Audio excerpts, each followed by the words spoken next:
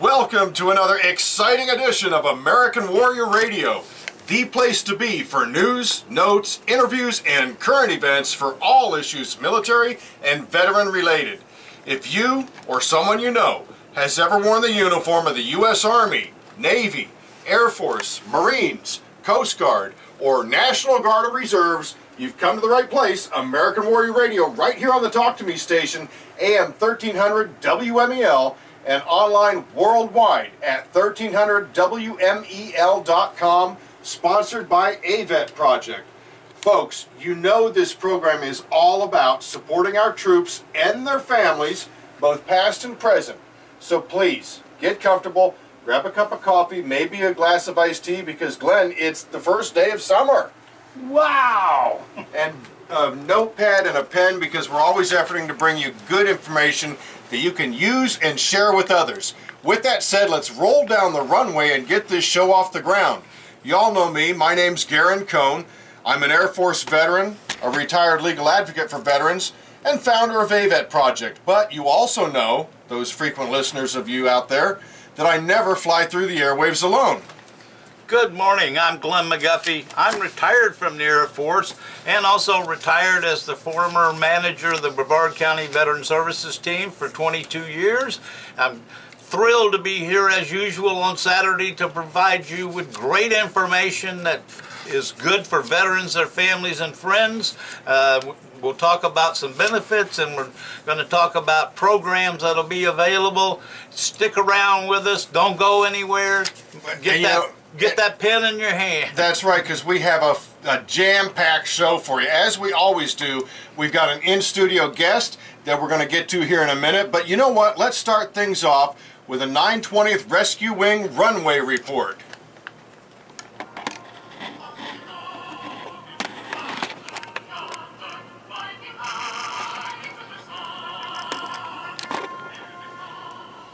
And on the line with us now is Major Kathleen Snow from the Public Affairs Office of the 920th Rescue Wing. Major, can you hear us? Yes, I can hear you, Karen. Oh, thank you so much for joining us today. You're welcome. You know, it's been a while since we had you on. As a matter of fact, last time, Glenn, I think she was over in Afghanistan. That's what I remember. Is that right, Kathleen? Yes, it is. The last time I spoke to you on your radio station, I was still in Afghanistan, but I'm home now. Yay! Feels good. I'll bet just being back on American soil's got to just, reinvigorate your soul, right? It definitely feels good to be back home and around family and friends and back into the swing of going to work at the 920th Rescue Wing.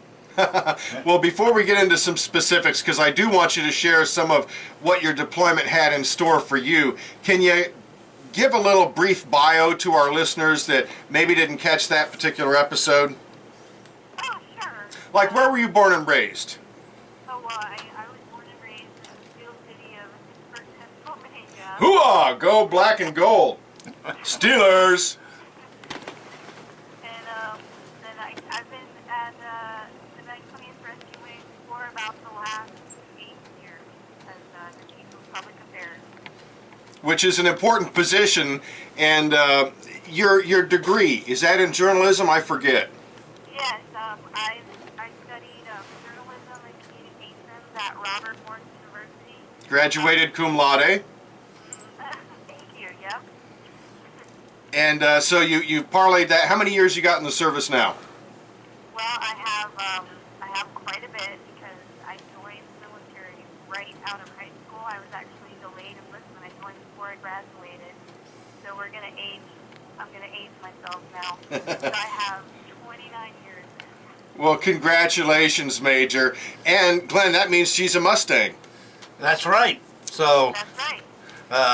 well, last time we talked to you, you were excited about your mission over in Afghanistan. Hold on a second, Glenn. For all those listeners out there that don't know what a Mustang is, tell them. A Mustang is a person who came into the military as an enlisted person and then through one of available programs ended up becoming an officer. So that's what they call a Mustang. So you have a ground-up appreciation for both enlisted and officer ranks. Yep, that's right, Jared. I started out enlisted. I started out as a police Been there. My way up to the senior NCO ranks, and then I crossed the commissioning portion of being in the Air Force, and it's, both sides are great. And it's great to have an appreciation for the enlisted force before coming to the officer corps. Well, great for you. And as I was saying last time, you seemed excited about your mission over in Afghanistan. And Sure. tell our folks what kind of things you were doing in theater over there. Oh wow, it's so exciting to talk about. I tell everyone, so as a public affairs officer in the Air Force, I had the amazing opportunity to go and work for NATO in Afghanistan. I was at NATO 4-star command of the International Security Assistance Force. That's that ISAF, right? You wear that patch? Yep, that stands for ISAF, or that's the acronym for it. So over there, I got to work as a press officer, and as a press officer, I was on the press desk. There was an American press desk for ISAF, and we also had an Afghan press desk, which are Afghan Americans who work and monitor the Afghan press, Dari and Pashto. But of course, since we were working in the American press desk, we actually, all the English-speaking media from around the world, we would answer their queries and issue news releases and information about what NATO forces were doing in Afghanistan. So we had speak on behalf of the entire mission over there, which was extremely exciting and broad. To get to see a little bit of everything that's going on in the country and what the good coalition is doing for the country of Afghanistan and its people. And Major, how long was that deployment you just got back from?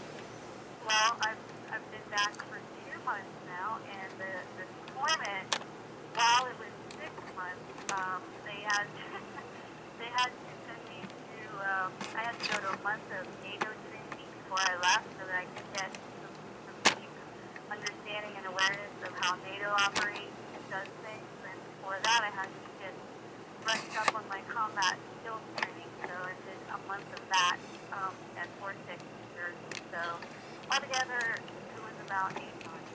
Okay, but something you mentioned there I want to hit on real quick. You're a public affairs officer, but what the general public may not understand is that when you go into an imminent danger area, a combat zone, a live, active combat zone, you're trained, you're up-trained or refreshed with your combat skills as you just mentioned, right? Absolutely, Darren. We're all combatants. When we go into that kind of environment, I was issued not only a 9mm that I carried everywhere with me on my hip holster, but I also had a long gun for any outside the wire missions that I was able to go on. And although they were few and far between, I did get to go outside the wire at some time. But it was interesting because you definitely are, you're going to the combat skills training to get the latest and greatest skills, brushed up on skills that are relevant to what is happening at that very moment and where you're going. So they're very relevant, and the training comes straight from the field and what you need to know for where you're going. So it's excellent training. Well, and you mentioned going outside the wire and you take your rifle with you. AVET Project was so fortunate and pleased to be able to support you while you're on that deployment through our EEB, Empowerment Equipment Box program. And we gave you some stuff to give to the local kids. So when you would go out the wire, maybe to go see some of the, you described it on the last episode you appeared on, you had some personal face-to-face contact with the local Afghans. How do you think we were received by them? I mean, here you are carrying a rifle. I mean, did they welcome you, or were they shy of you? Well, I can tell you that, first of all, I can't really thank you enough for all the support that you provided for me and for my fellow troops serving. When you guys sent those care packages over, I had them stacked up behind my desk in in the Military Operations Center, and that they practically went to the ceiling. And I was able to share like some of the granola bars, and, all of the energy drinks that you sent over with my fellow coalition forces, and they were very well received. So that's the kind of stuff that we love getting, and knowing that you're thinking about us makes us just feel good and shine and do our best work. But it's the least we can do. It's the least we can do. It was just so nice to be thought of by you and other state coast fellow organizations and AVET. Can't thank you enough. It's so nice. So that support, you can't imagine how much appreciated it is by soldiers all over the world. So, but like you said, on top of that, sent us some items that we were able to take on our humanitarian missions as part of public affairs for NATO. We get involved in some outreach missions, and some of those entailed going to orphanages, giving out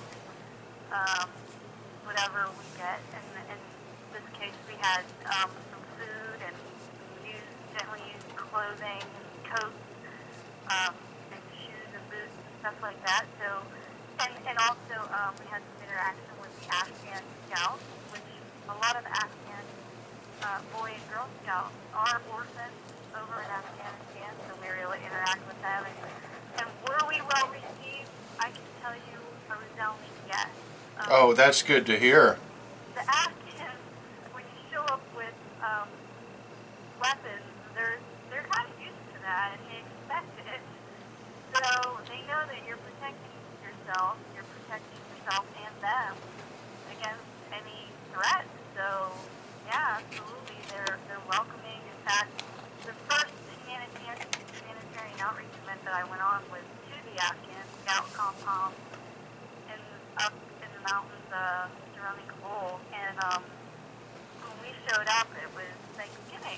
It was our American Thanksgiving holiday, and the first thing out of their mouth when we showed up was "Happy Thanksgiving," and it was so nice that they recognized our American holiday, and they wanted to not only did they help us unload the items that we were donating them, but something even more, so giving it to them, giving the items to them. I have to share with you, it was so exciting.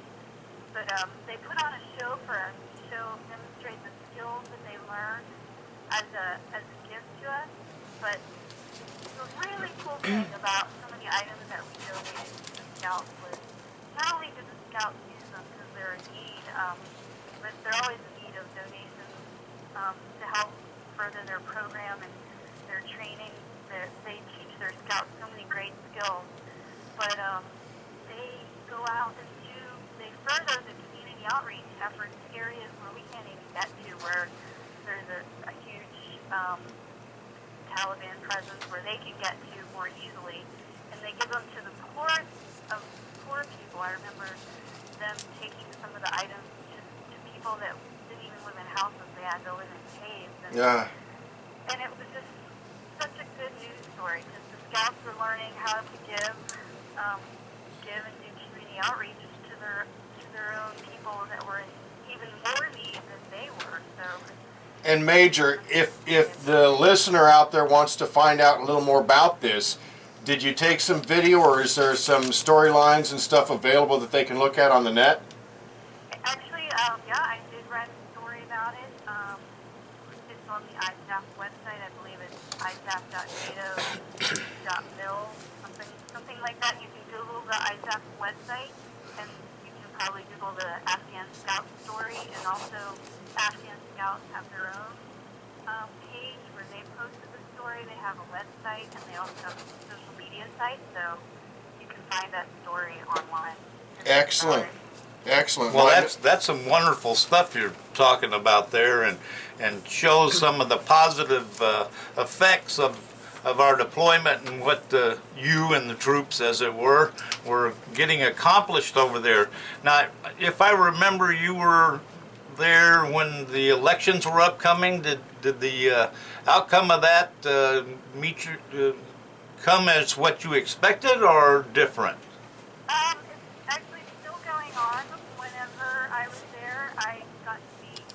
Um, Luckily, I got to be part of the historic first time that the Afghans, were going to have a peaceful transition of power through electing their own president. And so that was the first round, or it turned out to be a runoff election. So they had the second round about a week ago. And what's amazing is the resolve of the Afghan people going out and voting for who they want to be seated as their next president. And they're doing it on their own. Last summer, we handed over security to the Afghan National Security Forces. They have a huge police force now and their own army, and they're conducting their own security. They secured about over 6,000 polling sites on their own for both elections. 6,000. Extremely successful, yep. Wow. Well, so, and we'll hear the results, next month is what I understood, right? For the runoff? We'll be hearing, yep, we should be hearing it in the coming weeks, absolutely. Well, folks, again, we've been talking with Major Kathleen Snow from the 920th Rescue Wing, giving us a runway report. And Kathleen, we want to have you on again real soon, because I know you've got so much more to tell the listeners about what's going on over there and the impact you had and your fellow Air Force people, as well as all the other branches of service, in this mission that America is set upon to give them a freer way of life. But overall, you feel pretty good about your mission accomplishment? Oh my gosh, I feel so good about it.